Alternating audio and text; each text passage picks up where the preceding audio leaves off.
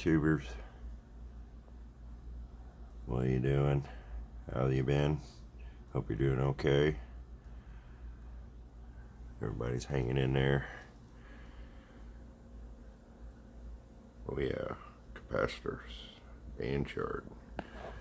Today we're gonna step through making a Magloop.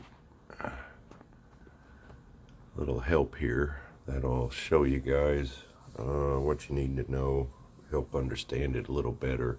So I made a little graph thingy here. So what we can do is talk about the loop size. All right. Let me show you over here the loop. Turn the light on for you. Okay. Now you notice we got the 3 foot, just a little over 3 foot loop. Okay, that's the big one. And then I made this smaller one, okay, and decided to run it into 20. Get it working on 20, and actually I got it working from 15 meters to 20. So I'm gonna do some readjusting there, and you can see I brought it just, so from the other one there. So it's a little smaller, but I'm going to explain so you guys can understand it a little better. I noticed I had to re-watch one of my videos, and I realized I wasn't explaining something very well, and that's on how to make the loop itself. I started making a video for how to tune a loop, and that kind of showed you, how to take house wire and make you a loop really lightweight for receive. But what I want to talk about is how to make your loop size, and what I've learned. And I'm going to make another video of this. This is going to be part 2, and then I'm going to make part 3, and I'm going to put the measurements of my loop in there after it's finally done, okay? And this size loop, you can have a smaller loop, but we're going to go to scale, okay? So that we can see what's happening here. As you can see, we got our from 6 meters over here all the way over here to 160 meters, and I stopped there because size of the loop. Okay, you guys need to know or kind of understand what size of the loop to make, and do you have to make it per each band and all that? No, you don't. Okay, you need to pick your size of your loop, because you're going to have to deal with it every day. If you're going to make a monster loop, it's going to be cumbersome. It's going to be a little heavy too. I found that out making the 5 loop. If you watch the Magloop playlist for the Magloop series, you can learn what happened to my 5 foot. It fell over finally, and it got crumbled. So that was a lesson learned. That's why I have the 3 foot now. Okay, and I'm going to talk to you about capacitors too, and so let's start. Okay, let's start with materials you can use to make a Magloop. House wire, right? It's good, solid, doesn't flex too much, keeps its shape. Lightweight. It's thin though. Okay, right? So the thinner it is, you're going to notice when you make your Magloop, your bandwidth is going to withdraw, and I'll explain that here in a little while. And then, of course, you can make it into bigger stuff, stranded. You don't have to go solid. You can make stranded. Okay, this is good and kind of steady, but it wants to fight the shape, so you got to remember that. Okay, and then you got the regular old car 10 gauge 12 gauge wire. That's good to make it too, but it's pretty flexible, so it's not going to hold its shape very well. Alright, now if you're going to make a receive one, okay, if you're just going to make one for receive, which is pretty much what I'm going to do after building one and transmitting with that one, it is an absolute pain in the rear to tune, to get your standing wave right. So I made it for receive, and I built it so I could transmit with it, but I'm not going to put a big vacuum capacitor on it, at least not yet. I think I'd build another one bigger if I was going to do that. But for listening, this thing is awesome. So, you know, you can pick and choose your battle, you know, versus if you're inside HOA and you need to build one, you can build one really cheap. But I'm going to explain when you build it, you know, there's not a lot on the internet, okay, guys, about building a receive style loop, Magloop antenna. Most of what you're going to see is small transmitting loop and full wave loops, okay? And they're made differently than what I'm using, okay? Than what I'm using. And what I had to learn was the lengths of your wire, or the lengths of the material you use. Now, not the diameter, the length, okay? So instead of it being round, you know, well, if it's round, how long is it when you stretch it out, right? Right? You need to know that, right? Okay. So to give you a rule of thumb, this is what I've learned. When I had my 5-foot loop, okay, let's say this one's 5 foot, okay, I'm going to put it on this scale and show you where my 5-foot loop was hitting the band, okay? So I kind of made this to scale so that you can see. When I built my 5-foot loop, I was getting all the way to 40 and just into 30. So let's pull this over here just a little bit. I was getting into 160 just a little bit, and then all the way over to 30 just a little bit right here. That was my width of a 5-foot loop, okay? And of course it crashed and burned and and it got all crumbled, and so I had to readjust. So I made the 3-foot loop, okay? When I made the 3-foot loop, this is what I noticed, okay? Let's say this is my 3-foot loop, okay? Now this is what I noticed. I can get 80 now, just on the edge of 80 right here, okay, all the way over to 30, okay. So let's take our imaginary 3-foot loop, okay. This is be our 3-foot loop. Set it here. So I was getting, what had happened was when I dropped the circumference down, it moved this way. So it's like cutting. If you take a wire antenna and you cut it, you're moving it higher up in the band. The shorter you make it, the higher up you go, okay? So it's similar to that, basically. The smaller your diameter of your loop is, the further you go. Now, this is where I'm going to throw in a curveball here when you're making a loop, okay? My 3-foot loop that we have here, okay, this is where it works, okay? It works from 80 right to the edge of 20 here, right here. I couldn't get 20 with it, okay? But I could go all the way through 80, 40, 30, and where that was coming from, guys, okay, where that range is coming from, okay, is the capacitor, okay. Now, there's different kinds. You can see the one, you've seen the one that's on mine. Mine's a error variable capacitor. It's an error capacitor, all right? But it is a transmitting capacitor, okay? And then we have our vacuum capacitors, okay?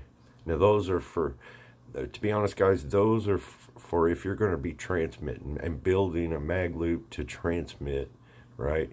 that's what you're going to use. Okay, um, the variables are the design of the each different one. The air variable versus the vacuum. The air variable, you can put a worm motor on it and just crank away all day long on it, and it'll just run in a circle. If you do that with a vacuum capacitor, you'll break it. So you've got to have a motor that can turn a certain amount, stop, and then come back, stop. And that's a whole different world of motors and programming and stuff like that. So that's why I went with an air variable. Okay, and let me show you here. That is an air variable capacitor right there.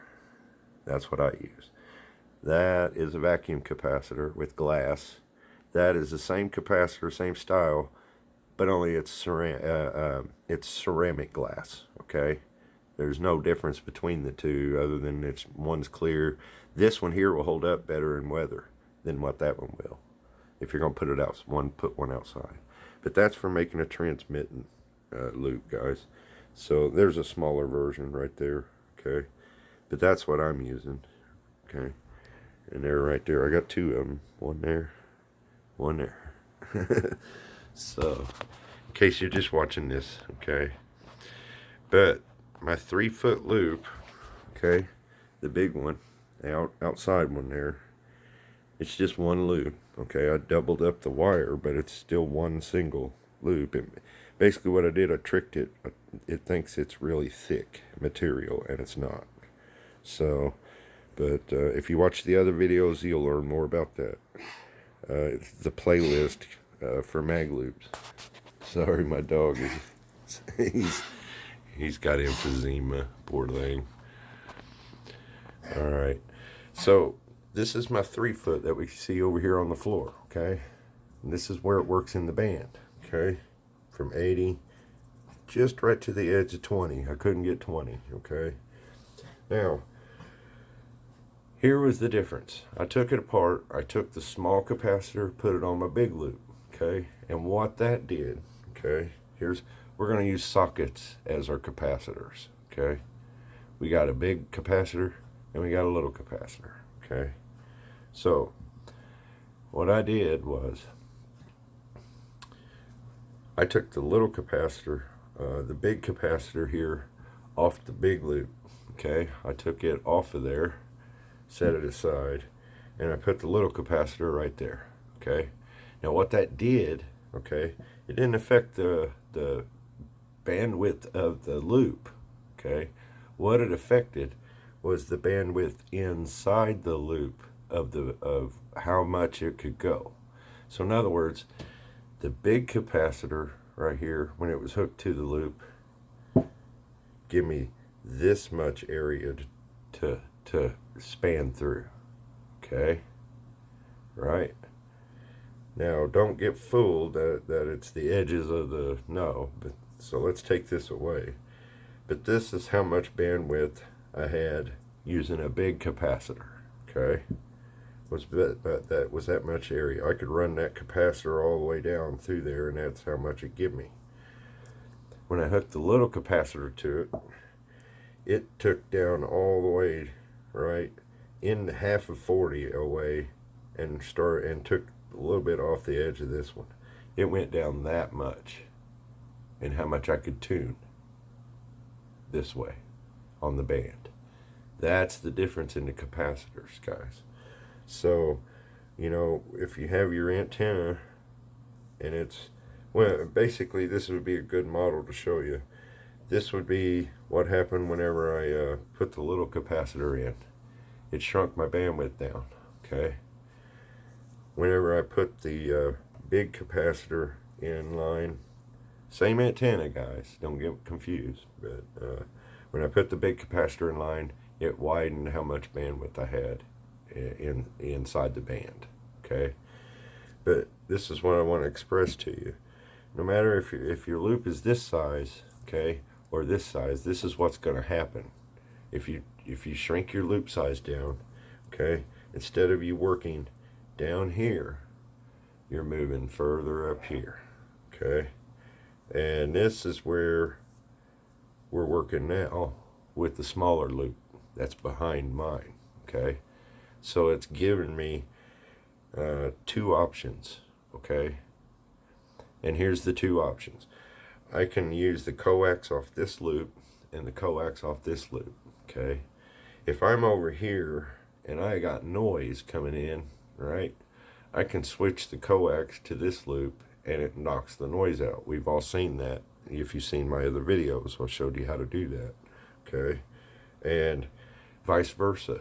Okay, it works the same way. If I'm over here on this smaller loop, up here higher up in the band, from 15 to 20, okay, with the smaller loop, if I'm having a lot of noise, I can switch the coax over to this one, drops the noise level. And what I do is, when you're switching the coax over, and when you do that, you're going to lower the noise floor, but you're also going to lower the audio. Okay, so what I've been doing is using my preamp built into my Yaesu, and it's called IPO, and I'll show you over here.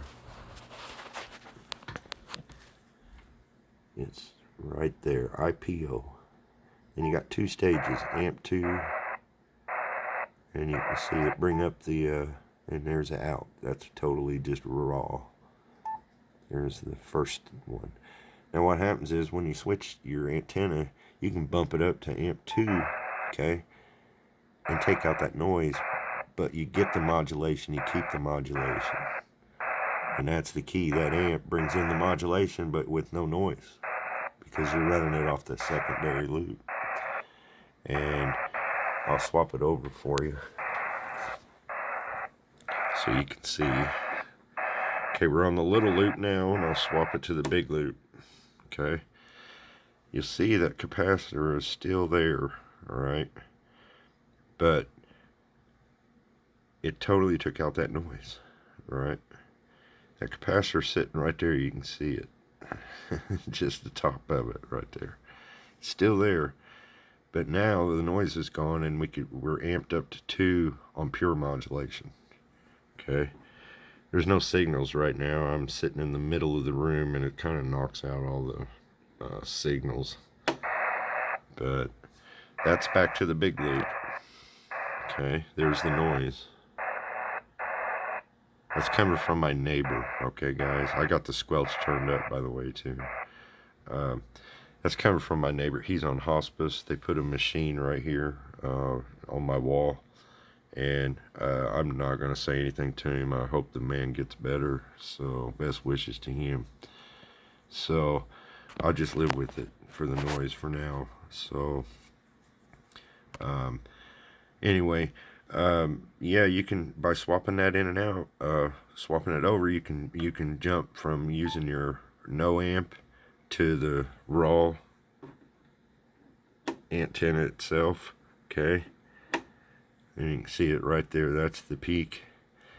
Or if you bump it in with your amp, you can really see the peak. Now what I'll do is I'll switch the band, and then I'll scroll the little capacitor. All right, and then that way you can understand, guys, you know, how this works. Okay, you know, even though we got a 3-foot loop and a small loop, okay, we're using both of those, okay, to complete from 80 all the way down here to 15.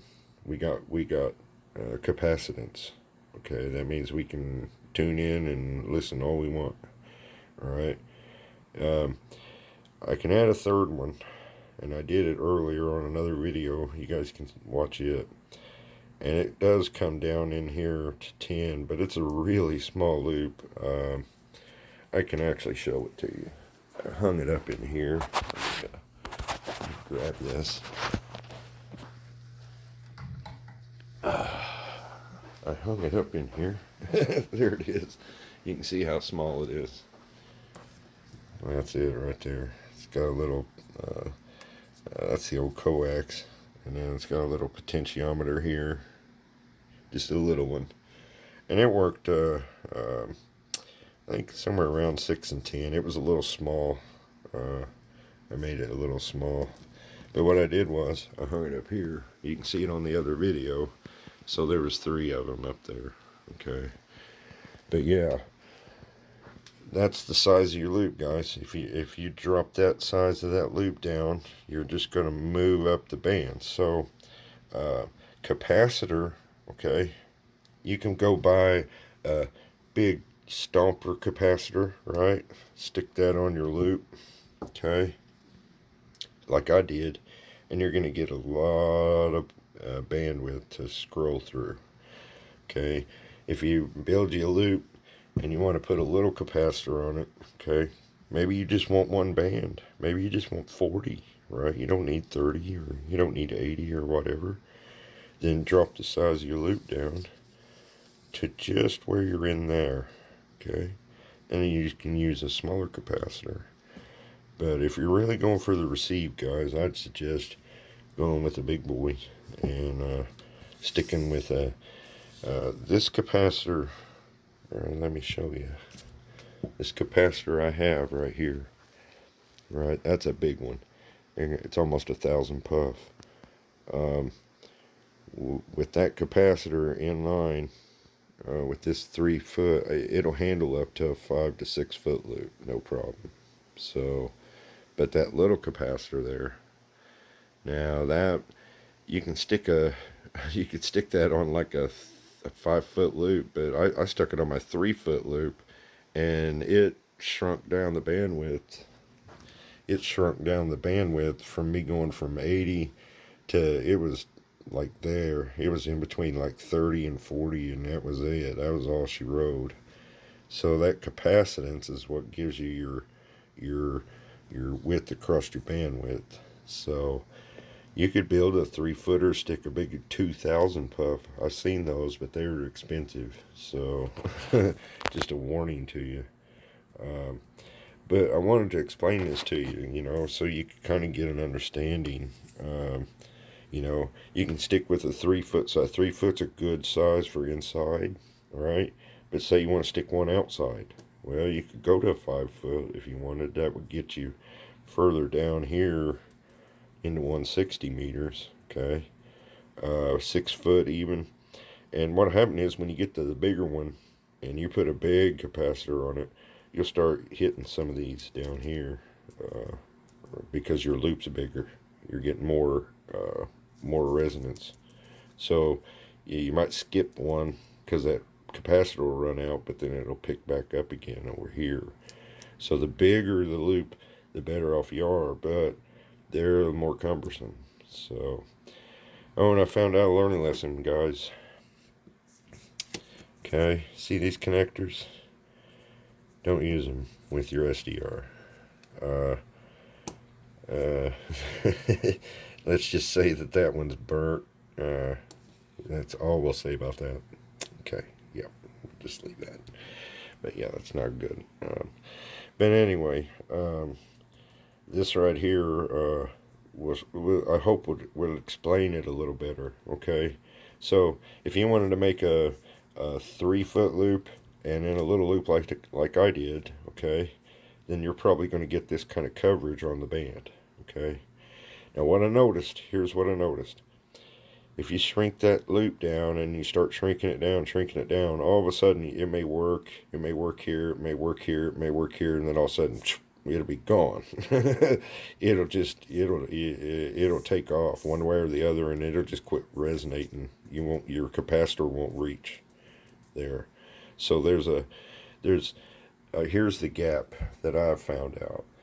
I cut that much right there, okay, off of that wire, that black wire right there, okay, and it moved that much on the band, okay. It went from me being to the edge of 40 to right to the edge of 30 into 20, just by cutting that much off. And of course, the capacitor gives me a little more down here off that same size loop. But I cut that much, and that's how much it moved in the band. Okay? It jumped from there to there. And That's what you're going to see on the scope. You're going to see in 40 meters where you're resonant, and 30 meters, what have you. And I'll show you that. So right now we're sitting on 20 meters. You can see the capacitor right there in the middle. I'll reach over and turn it and you'll see it disappear. Now you got nothing. See, that capacitor is walking up that band, right? And then when it gets to a certain point, it'll just boot. It'll just quit. And then it'll pick back up and spin back the other way. Okay? But it shrinks. Okay, so that's what happens. The more capacitance you have, analogy that best would explain it. If this was your car, right? If your loop was your car, what kind of motor you want to put in it? Do you want to put a little motor in it, or do you want to put a big motor in it? that was an analogy that may help, help you understand it. So you're getting more bandwidth, okay, on the band, by putting a bigger capacitor in there. Okay, you're gonna widen out from here to there. You put a smaller capacitor, okay, you're gonna go from there to there. Okay, same size loop. Okay, so what you really want to do is get your loop size down that you want to build. Like, I was going to go 5 foot, but it was too cumbersome. So, this works out great. It fits in a pot, with concrete, and it's not real too heavy. So you can kind of just scoot it around, and it looks good inside. You can tuck it out of the way. 5 footer, man, it was getting big. It was big. You can watch the first video, Magloop playlist, and you'll see that. But that's what I wanted to show you guys, so it kind of help you understand when you're making a loop. Okay, when you're setting it up just to do receive, you can still transmit. You don't have to build them perfect. You don't have to have it all 72.2225 whatever meter. Yeah, no. That capacitor is what's going to put you in tune when you see that moving across the screen right there. Okay, just like this. I'll reach over here, I'll grab this capacitor, and you'll see it click across the screen. If I can remember which way I turned it. Make a liar out of me. There. Well, anyway, you guys get, there it went, right there. See the blue line? Okay, so yeah, that's how tight it is. High Q. So that's what I wanted to show you. That capacitor is just moving across there, from 20 up there to 17, 15, and then you can move it back down to 30 maybe, So you get your loop size that you want, and then you buy a capacitor that you want. Okay, you get you the size of puff that you need, and usually, like I said, I just went all out, went 1,000, but try 2,000. That would be awesome to see. So anyway, guys, I hope that helps explain it a little bit. As far as your loop size. If you want to go like there's guys out there putting them on telephone poles. So that tells you anything. Well, anyway, 73s, guys, and I hope you found that helpful. And I'll make a part 3 of this after I get the other one done. Okay? So 73s, and we'll see you in the next one.